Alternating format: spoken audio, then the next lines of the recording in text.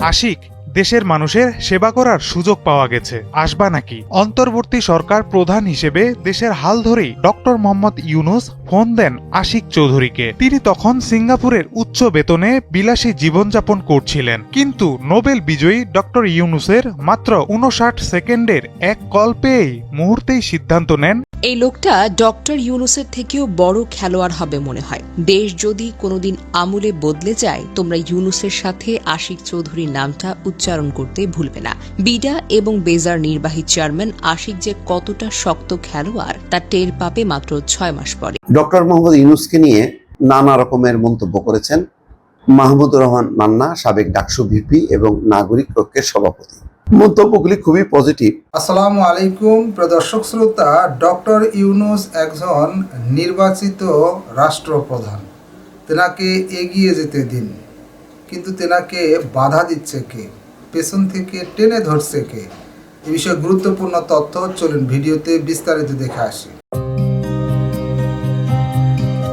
আশিক, দেশের মানুষের সেবা করার সুযোগ পাওয়া গেছে, আসবা নাকি? অন্তর্বর্তী সরকার প্রধান হিসেবে দেশের হাল ধরেই ডক্টর মোহাম্মদ ইউনূস ফোন দেন আশিক চৌধুরীকে। তিনি তখন সিঙ্গাপুরের উচ্চ বেতনে বিলাসী জীবনযাপন করছিলেন। কিন্তু নোবেল বিজয়ী ডক্টর ইউনূসের মাত্র 59 সেকেন্ডের এক কল পেয়েই মুহূর্তেই সিদ্ধান্ত নেন দেশে ফিরবেন। এর পরের গল্প সবার জানা। সদা হাস্যোজ্জ্বল উজ্জ্বল ব্যক্তিত্বের আশিক চৌধুরীকে ইউনূস সরকার দায়িত্ব তুলে দেন বিনিয়োগ উন্নয়ন কর্তৃপক্ষ বিডার দায়িত্ব। উপযুক্ত ব্যক্তিকেই তিনি যে এই গুরু দায়িত্ব তুলে দিয়েছেন, অল্প সময়ের মধ্যে তা বুঝতে পেরেছে দেশ বিদেশের বিনিয়োগকারীরা। কে এই আশিক চৌধুরী? তার পুরো পরিচয়ই বা কি?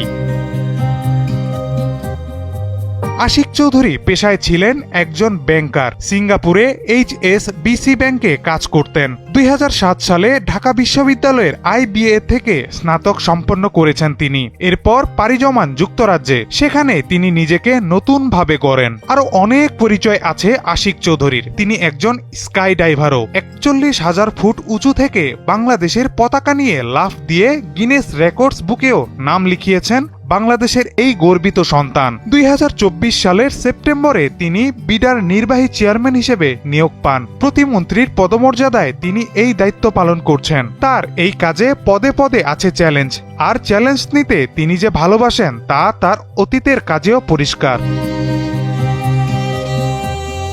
বাংলাদেশে বিনিয়োগের দারুণ সম্ভাবনা থাকা সত্ত্বেও পর্যাপ্ত বিদেশি বিনিয়োগ আসছিল না। আশিক চৌধুরী দায়িত্ব নিয়েই বিনিয়োগকারীদের আস্থা অর্জনে বেশ কিছু পদক্ষেপ নিয়েছেন। সেই সাথে 50 দেশের 550-র বেশি বিদেশি বিনিয়োগকারীদের নিয়ে ঢাকায় একটি সফল আন্তর্জাতিক বাণিজ্য সম্মেলন আয়োজনের মধ্য দিয়ে আরেক ধাপ এগিয়ে গেল Bangladesh.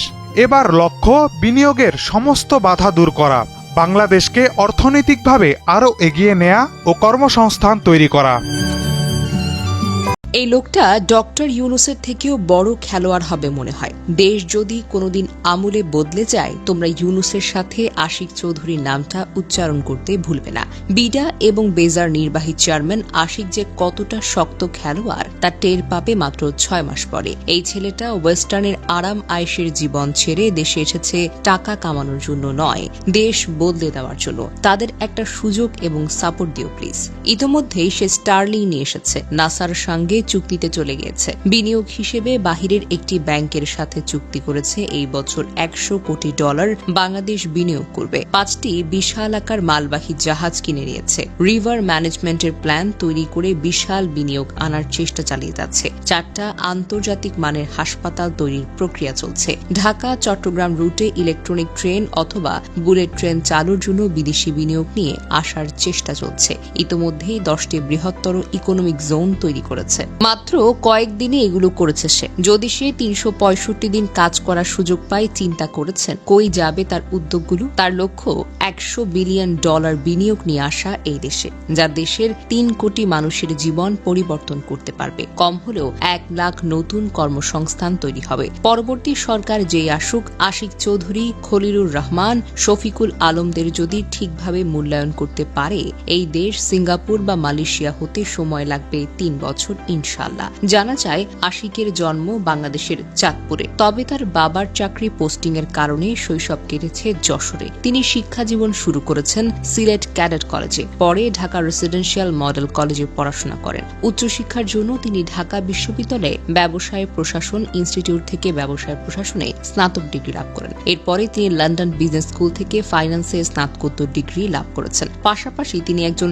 Chartered financial analyst CAFA হিসেবেও স্বীকৃত। তার পেশাগত জীবন শুরু করেন 2007 সালের ফেব্রুয়ারিতে ব্রিটিশ আমেরিকান টোবাকোতে আঞ্চলিক অফিসার হিসেবে। এর আগে 2006 সালের আগস্টে তিনি স্ট্যান্ডার্ড চার্টার্ড ব্যাংকে যোগ দেন এবং 2011 সালের মার্চ পর্যন্ত ল্যান্ডিং স্ট্র্যাটেজি ও ফাইন্যান্সিয়াল প্ল্যানিং বিভাগে ম্যানেজার হিসেবে কাজ করেন। বাংলাদেশে তিনি দ্য বেঞ্চ নামে দেশের প্রথম স্পোর্টস বার সহ প্রতিষ্ঠা করেন। 2012 সালের অক্টোবরে তিনি লন্ডনে আমেরিকান এয়ারলাইন্সে ফাইন্যান্সিয়াল ও স্ট্র্যাটেজিক অ্যানালিস্ট হিসেবে যোগ দেন। 2019 সালের মে মাসে তিনি ইউরোপ ও এশিয়ার ফাইন্যান্স প্রধান হিসেবে পদত্যাগ করেন। এছাড়া তিনি বাংলাদেশ ইউনিভার্সিটি অব প্রফেশনালসে ভিজিটিং অফিসার হিসেবে কাজ করেছেন এবং গ্রামীণ টেলিকম ট্রাস্টের উপদেষ্টা হিসেবে দায়িত্ব পালন করেন। পরবর্তীতে তিনি HSBC বাংলাদেশে যোগ দেন এবং সিঙ্গাপুরে HSBC-তে কর্মরত হন। তার পেশাগত কৃতিত্বের জন্য তিনি বাংলাদেশ ব্রিটিশ কাউন্সিল থেকে পুরস্কার লাভ করেন। 2024 সালের অক্টোবর পর্যন্ত তিনি ইনফ্রাস্ট্রাকচার ফাইন্যান্স ইনভেস্টমেন্ট ব্যাংকিং এর অ্যাসোসিয়েট ডিরেক্টর হিসেবে দায়িত্ব পালন করেন। 2024 সালের সেপ্টেম্বরে আশিক বাংলাদেশ বিনিয়োগ উন্নয়ন কর্তৃপক্ষের নির্বাহী চেয়ারম্যান হিসেবে নিযুক্ত হন, যেখানে তিনি লোকমান হোসেন মিয়ার স্থলাভিষিক্ত হন। একই সঙ্গে তিনি বাংলাদেশ অর্থনৈতিক অঞ্চল কর্তৃপক্ষের নির্বাহী চেয়ারম্যান পদে নিযুক্ত হন মোহাম্মদ সরোয়ার বাড়ির স্থলাভিষিক্ত হয়ে। 2025 সালের 7 এপ্রিল তাকে প্রতিমন্ত্রীর মর্যাদা প্রদান করা হয়। আশিক একজন উৎসাহী স্কাই ড্রাইভার। মেমফিসে তিনি বাংলাদেশের পতাকা নিয়ে 41,795 ফুট উচ্চতা থেকে লাফ দেন, যা তার জন্য united commercial bank PLC sponsor করে। এই কৃতিত্বের মাধ্যমে তিনি গিনেস ওয়ার্ল্ড রেকর্ডসে greatest distance free fall with a banner বা ফ্ল্যাগ রেকর্ড অর্জন করেন। এছাড়া তার বাংলাদেশে প্রাইভেট পাইলট লাইসেন্স রয়েছে। তিনি নাবিলাকে বিয়ে করেছেন। তিনি ঢাকা বিশ্ববিদ্যালয়ে IBA থেকে স্নাতক সম্পন্ন করেছেন। তাদের একটি ছেলে এবং একটি মেয়েও রয়েছে। ডক্টর মোহাম্মদ ইউনূসকে নিয়ে নানা রকমের মন্তব্য করেছেন মাহমুদুর রহমান মান্না, সাবেক ডাকসু ভিপি এবং নাগরিক ঐক্যের সভাপতি। মন্তব্যগুলি খুবই পজিটিভ। প্রথম আলো শিরোনামও করেছে, বলেছে যে কেউ কেউ অধ্যাপক ইউনূসকে জোর করে 5 বছর ক্ষমতায় রাখতে চান। তো কি বলেছেন আসলে? বলছেন যে অন্তর্বর্তী সরকারের প্রধান উপদেষ্টা অধ্যাপক মোহাম্মদ ইউনূস একের পর এক ম্যাজিক দেখাচ্ছেন বলে মন্তব্য করেছেন নাগরিক ঐক্যের সভাপতি মাহমুদুর রহমান মান্না। তিনি বলেছেন খুবই নির্মোহভাবে কাজ করছেন ডক্টর মোহাম্মদ ইউনূস। তার মধ্যে ক্ষমতার কোনো লোভ নেই, তিনি দেশের জন্য কাজ করতে চান। তবে তাকে দিয়ে অন্তর্বর্তী সরকারের ক্ষমতা দীর্ঘায়িত করতে চাইলে বিতর্ক তৈরি হবে। এইটা খুব গুরুত্বপূর্ণ। তবে তাকে দিয়ে অন্তর্বর্তী সরকারের ক্ষমতা দীর্ঘায়িত করতে চাইলে বিতর্ক তৈরি হবে। এই সরকার সম্ভবত মাহমুদুর রহমান মান্না বলতে চাইছেন যদি জাতীয় সরকার হয়, তো জাতীয় সরকার যদি গঠন করা হয় তাহলে যদি দীর্ঘায়িত হয় তাহলে সমস্যা নেই। কিন্তু জাতীয় সরকার কি নির্বাচন ছাড়া হবে? সেটাও কি জনগণের ম্যান্ডেট নেওয়া হবে? এটা নিয়েও তো প্রশ্ন উঠতে পারে। আমি জানি না এই প্রশ্নের উত্তর আসলে কি হবে। মাহমুদুর রহমান মান্না বলছেন কেউ কেউ দেখছি অধ্যাপক মোহাম্মদ ইউনূসকে জোর করে 5 বছর ক্ষমতায় রাখতে চান, কিন্তু কেন? তাহলে জোর করে না রাখতে চাইলে নির্বাচন হলে তাহলে কিসের নির্বাচন, কিভাবে নির্বাচন? উনি কোনো দল না হয় নিরপেক্ষ নির্বাচন কোথায়? আমাদের তো রাষ্ট্রপতি পদেও যদি দাঁড়াতে চান সেখানে তো নির্বাচিত পার্লামেন্ট মেম্বাররা করেন, সরাসরি ভোটের বিধান তো নেই। তাহলে কি সরাসরি ভোটের বিধান থাকবে? এটা কিন্তু একটা খুব গুরুত্বপূর্ণ প্রশ্ন। জানি না কি হতে যাচ্ছে আগামীতে, এরকম কোনো বিধান আসছে কিনা যে রাষ্ট্রপতি পদে সরাসরি নির্বাচন। এটা হইলে এটা মোটামুটি পরিষ্কার যে ডক্টর মোহাম্মদ ইউনূসকে কেউ ঠেকাতে পারবে না, উনি বিপুল ভোটে নির্বাচিত হবেন। তাহলে নির্বাচিত রাষ্ট্রপতির সাথে নির্বাচিত পার্লামেন্টের কি সম্পর্ক হবে? আমি এটা বুঝতে পারছি না। দর্শক, আপনারা মতামত দিয়েন। তাহলে কি পার্লামেন্ট দুর্বল হয়ে যাবে, রাষ্ট্রপতি শক্তিশালী হবে? কি হবে? অনেকগুলো এটা রাষ্ট্রের সাংবিধানিক শাসনতান্ত্রিক প্রশ্ন, এগুলোর মীমাংসা দ্রুত হওয়া উচিত। মাহমুদুর রহমান মান্না বলছেন ডক্টর ইউনূস তার সব কাজেই ম্যাজিক দেখাচ্ছেন। তা না হলে রোজার মধ্যে দ্রব্য মূল্য বাড়ার পরিবর্তে কমে কিভাবে? ঈদ যাত্রা এত সুন্দর হয় কি করে? রোজার মধ্যেও বিদ্যুতের এত সুন্দর ব্যবস্থাপনা হয় কিভাবে? এই জন্য বলি ডক্টর ইউনূসকে আমাদের সবার সহযোগিতা করা উচিত। মাহমুদুর রহমান মান্না বলছেন মানুষ এই মধ্যে বুঝেছে প্রধান উপদেষ্টার মধ্যে ক্ষমতার কোনো লোভ নেই, ইনি দেশের জন্য কাজ করতে চান। আমি যতটুকু বুঝতে পারি ডক্টর ইউনূস ভোটটা যত তাড়াতাড়ি সম্ভব দিয়ে চলে যেতে চান, কিন্তু কেউ কেউ দেখছি তাকে জোর করে 5 বছর ক্ষমতায় রাখতে চান। কিন্তু কেন? তিনি ভালো কাজ করছেন তাই যদি মনে করেন তাহলে দেশের কল্যাণে রাখতে হবে, তাহলে বিকল্প কিছু চিন্তা করেন। কেন তাকে দিয়ে ক্ষমতা দীর্ঘায়িত করে বিতর্কিত করতে হবে? নির্বাচনের ইঙ্গিত দিলেন তিনি। তার মানে ডক্টর মোহাম্মদ ইউনূস একটা পদে, যে কোনো একটা পদে নির্বাচন করুক, নির্বাচন করে নির্বাচিত হয়ে ম্যান্ডেট নিয়ে ক্ষমতায় আসুক। দেশ কি আসলে সেই দিকেই যাচ্ছে? অনেক প্রশ্ন আছে, অনেক ইঙ্গিত আছে।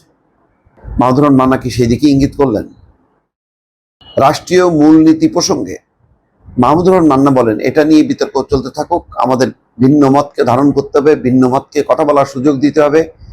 রাষ্ট্রীয় মূলনীতি নিয়ে সংস্কার কমিশনের প্রস্তাবের সঙ্গে আমি একমত নই, সংস্কার কমিশনের শতাধিক প্রস্তাবের সঙ্গেই নাগরিক ঐক্য একমত নয়। মান্না বলছেন রাষ্ট্রের তো কোনো ধর্মের পক্ষে থাকার কথা নাই, কিন্তু আপনি যদি রাষ্ট্রকে ধর্ম থেকে আলাদা করতে চান তাহলে তো কেউ কেউ ধর্ম বিরোধিতা প্রশ্ন তুলবে। এই জায়গায় বহুত্ববাদ একটা ভালো ভূমিকা রাখতে পারে, তবে অনেকেই আছেন যারা রাষ্ট্রীয় মূলনীতি সমাজতন্ত্র রক্ষার পক্ষে। আমি এই পক্ষে নই। আমার দলের লক্ষ্য সমাজতন্ত্র এখন আমাদের লক্ষ্য নয়। রাশিয়া সহ বিভিন্ন দেশে সমাজতন্ত্রের ধস নামার পর মনে হয় রাষ্ট্রীয় মূলনীতিতে সমাজতন্ত্রের প্রয়োজন নেই। গণশক্তি সভাপতি সাদেক রহমান এই অনুষ্ঠান সঞ্চালনা করেন। যাক, গুরুত্বপূর্ণ ইঙ্গিত কিন্তু দিয়ে গেলেন মাহমুদুর রহমান মান্না। এটা নিয়েও একটা আলোচনা হইতে পারে। দর্শক শ্রোতা, এই বিষয়ে আপনার মন্তব্য থাকলে লিখতে পারেন কমেন্ট বক্সে। ডক্টর ইউনূসকে সারা বিশ্ব কাজে লাগিয়েছে, কাজে লাগাতে পারেনি বাংলাদেশ। বাংলাদেশ যদিও বা কাজে লাগাচ্ছে, তারপরও তাকে পেছন থেকে টেনে ধরা হচ্ছে। এই বিষয়ে আপনার মন্তব্য লিখতে পারেন কমেন্ট বক্সে।